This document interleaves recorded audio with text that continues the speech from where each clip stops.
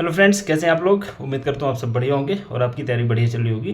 देखिए, ग्रुप 1 सब ग्रुप 3 का एग्ज़ाम जिसमें कि टास्क मैनेजर मैनेजर और सहायक कार्यपालन अधिकारी, सहायक ई गवर्नेंस अधिकारी और ऐसे ही अलग अलग विभागों में, जो कि ज़्यादातर इसमें जो विभाग हैं ऑटोनॉमस बॉडी हैं उनमें बड़े पदों के लिए है ना। ये पद छोटे मोटे नहीं, जैसे सहायक कार्यपालन अधिकारी हो गया, सहायक ई गवर्नेंस अधिकारी 5400 ग्रेड पे का है, टास्क मैनेजर हो गया। ये पोस्टें थी, बड़ी बड़ी थी, लेकिन डिपार्टमेंट ज़्यादातर मतलब ऑटोनॉमस बॉडी हैं, उनमें ये एग्ज़ाम होने थे उन पदों के लिए।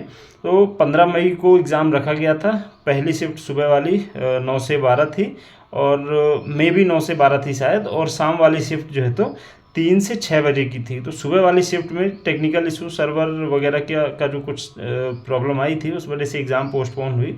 और जो शाम वाली शिफ्ट में जो थी एग्ज़ाम वो हुआ है ना।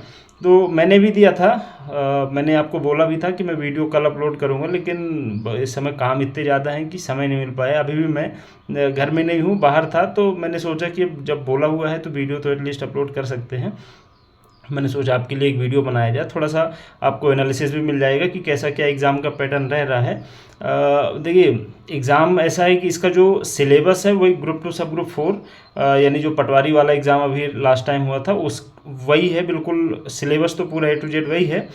थोड़ा सा पैटर्न एग्ज़ाम का अलग हो गया है एग्ज़ाम, क्योंकि मैंने ग्रुप 2 सब ग्रुप 4 भी दिया था और इसको भी दिया है। उस टाइम पे मैंने तैयारी की थी। अभी मैं आपको ऑनेस्टली बता रहा हूँ, मैंने जब एडमिट कार्ड आया है, एडमिट कार्ड इसका शायद 10 तारीख के 10 को या 9 को आया है, उसके बाद से मैंने सोचा कि थोड़ा बहुत देखा जाए।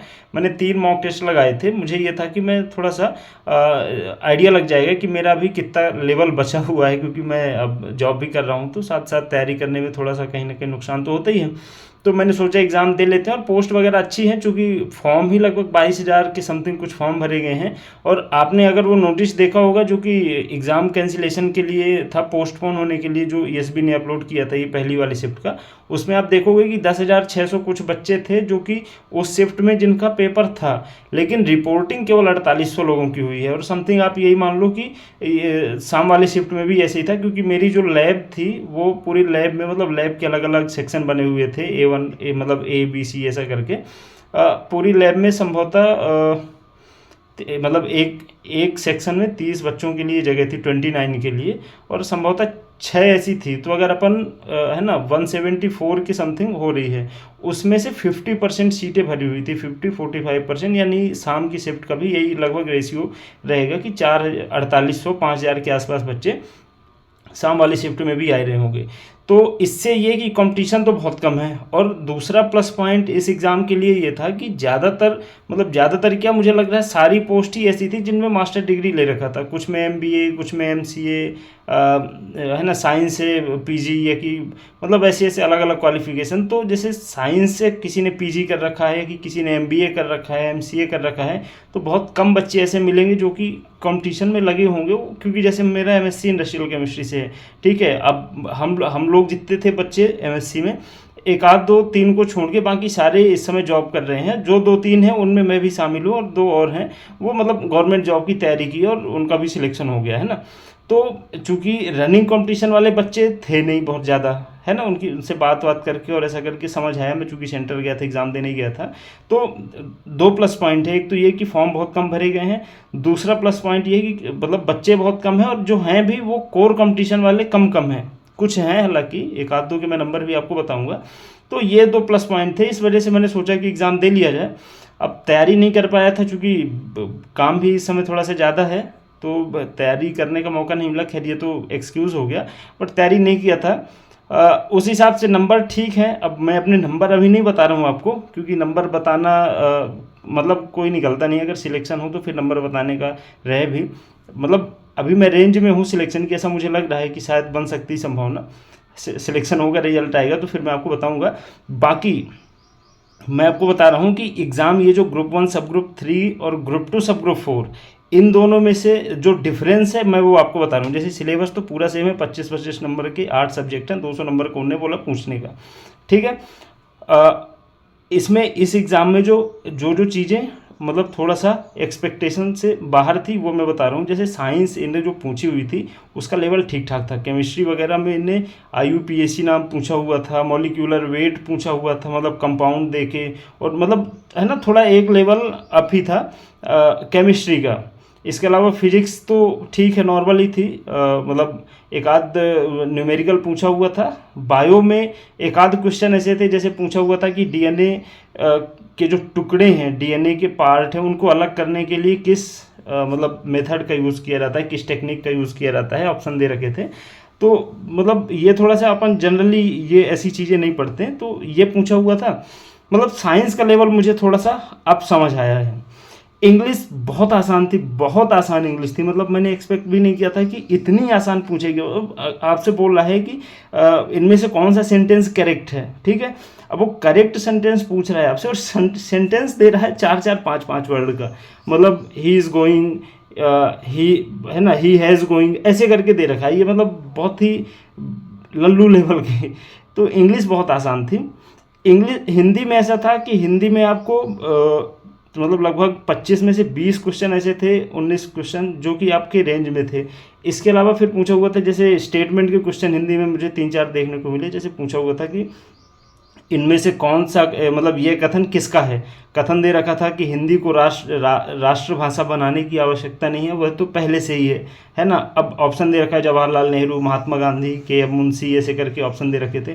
तो ये जनरली खासकर व्यापम वाले, ESB वाले बच्चे तो नहीं पढ़ते और जनरली पूछा भी नहीं जाता। जितना मेरा एक्सपीरियंस रहा है ऐसे क्वेश्चन नहीं आते। जैसे 3-4 क्वेश्चन स्टेटमेंट के थे, एक मतलब दिया हुआ था कविता का था, है ना, और एक मतलब पूरी लाइन दे रखी थी और पूछा था कि यह पंक्ति किसके द्वारा लिखित है। ऑप्शन दे रखा था जगनिक, हेमचंद और ऐसे कर करके ऑप्शन दे रखे थे। तो ये भी थोड़ा सा मतलब एक्सपेक्टेशन से बाहर का था। बाकी ओवरऑल हिंदी ठीक थी, इंग्लिश आसान थी। मैथ में ऐसा था कि मैथ में जो मतलब पोर्शन सरल वाला था वो इतना सरल था कि आपको पेन भी नहीं उठाना पड़ेगा, और जो पोर्शन टफ वाला था, मतलब मैं अपनी क्षमता के अनुसार बता रहा हूँ। मेरी क्षमता मैथ में ऐसी है कि कॉमर्शियल मैथ मेरी रेंज में है, ठीक है। कॉमर्शियल हो गई, नंबर सिस्टम वगैरह हो गया, ये रेंज वाली है। एडवांस मैथ जैसे डेरिवेटिव्स वगैरह निकालना होता है ना, थोड़ा कोऑर्डिनेट ज्योमेट्री वगैरह जो होती है, ये मैंने पढ़ी नहीं है, 11th-12th की मैथ है।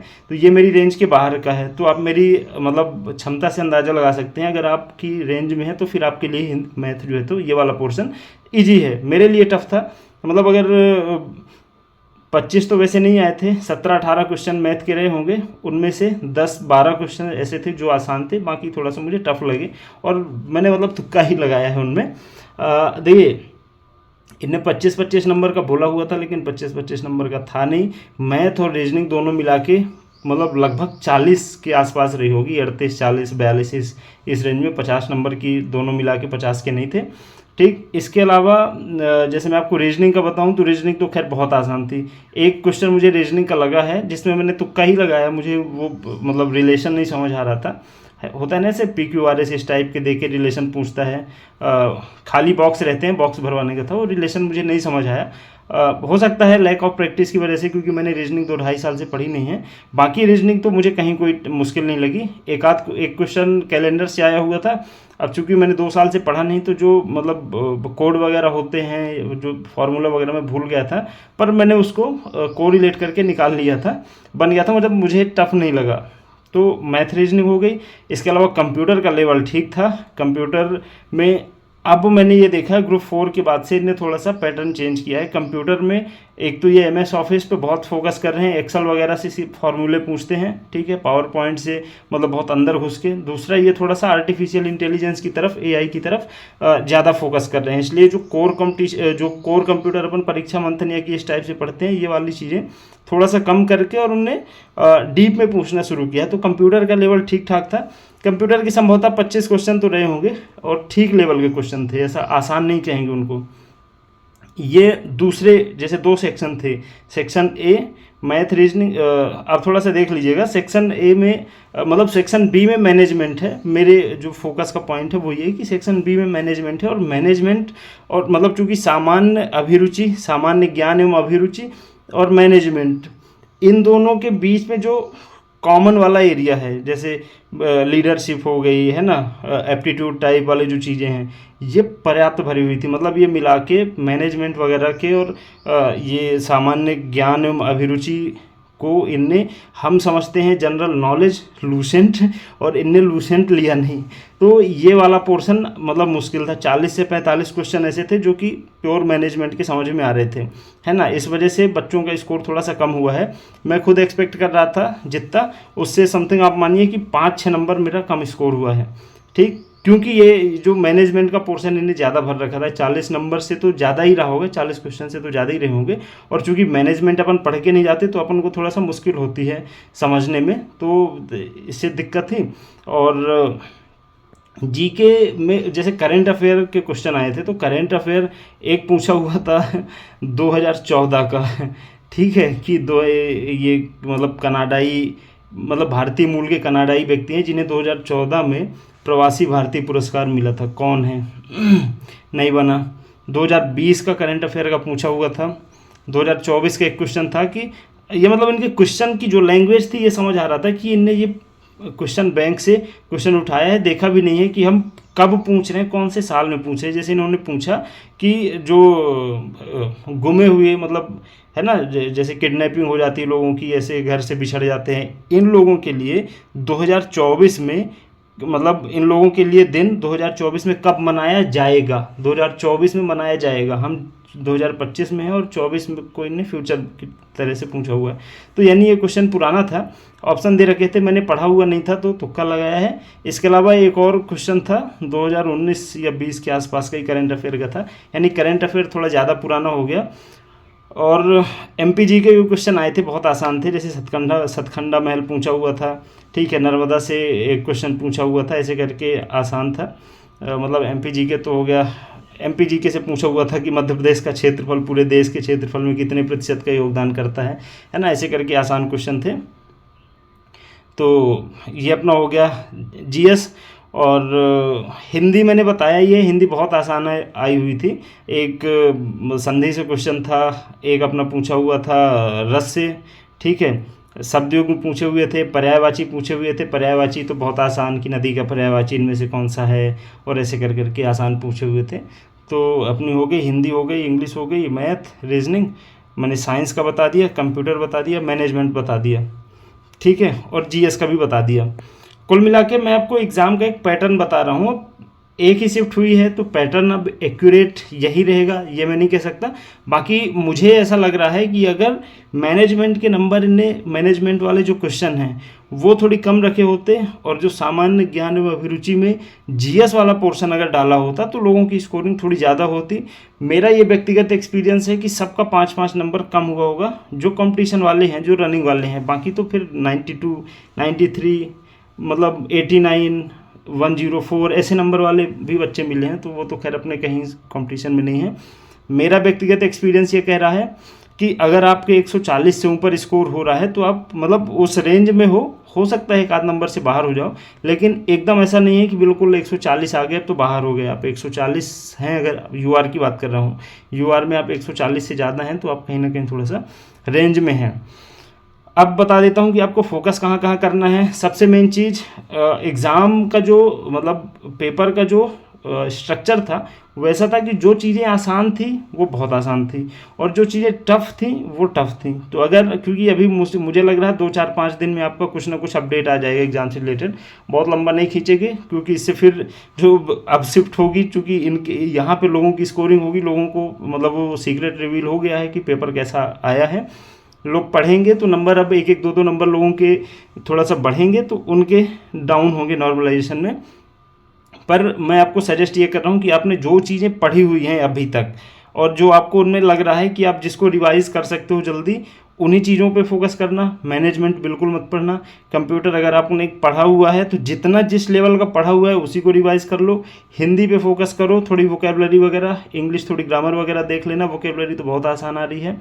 मैथ और रीजनिंग आसान है, मैथ रीजनिंग की आप प्रैक्टिस कर लेना थोड़ा सा। कोशिश ये करना कि जो सरल चीज़ें हैं, इजी चीज़ें हैं, वो आपसे नहीं बिगड़े। बाकी पेपर तो मतलब ठीक ही जाएगा।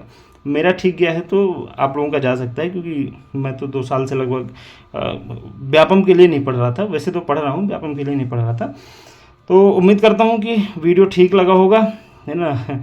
और चैनल पे अगर नए हैं तो सब्सक्राइब कर लीजिए। मिलते हैं अगले वीडियो में। अब इस पे तो चूँकि अब ये एग्ज़ाम से जुड़ गए हैं तो इसकी अपडेट तो आपको देनी पड़ेगी।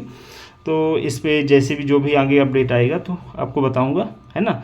और जिनका एग्ज़ाम हो चुका है, जो सेकंड शिफ्ट वाले हैं, 15 मई को अपने नंबर, कैटेगरी और आपने किस किस पोस्ट के लिए भरा है ये ज़रूर बताना, क्योंकि इसमें ऐसा होगा, इसमें ऐसा है कि मतलब जो पोस्ट कोड है वो बहुत सारी हैं, किसी में यूआर में है सीटें, किसी में नहीं है, किसी में ओबीसी में है, ईडब्ल्यूएस में नहीं है, ऐसे करके।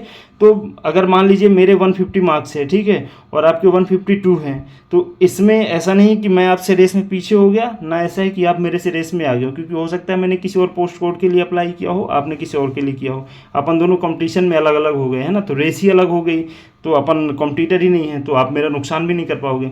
तो इसमें ऐसा गेम होने वाला है। तो आप अपने नंबर, कैटेगरी और किस पोस्ट के लिए अप्लाई किया है, ये 3 चीज़ें बताना। अपन कोशिश करते हैं, अगर आपको और किसी का पता हो तो भी बताना। अपन कोशिश करेंगे कि एक ठीक ठाक नंबर जो है तो पता चल जाए कि कितने कितने लोगों के आ रहे हैं, तो थोड़ा सा आइडिया लग जाएगा कि कट ऑफ क्या रहने वाला है, ठीक है। तो मिलते हैं अगले वीडियो में। जिनका एग्ज़ाम है उनके लिए बहुत बहुत ऑल द बेस्ट, है ना। आप अच्छे से एग्ज़ाम देना, एग्ज़ाम ठीक जाएगा अगर आपने थोड़ा बहुत पढ़ा हुआ है तो, ठीक है। तो मिलते हैं अगले वीडियो में, तब तक अपना ख्याल रखिए। नमस्कार।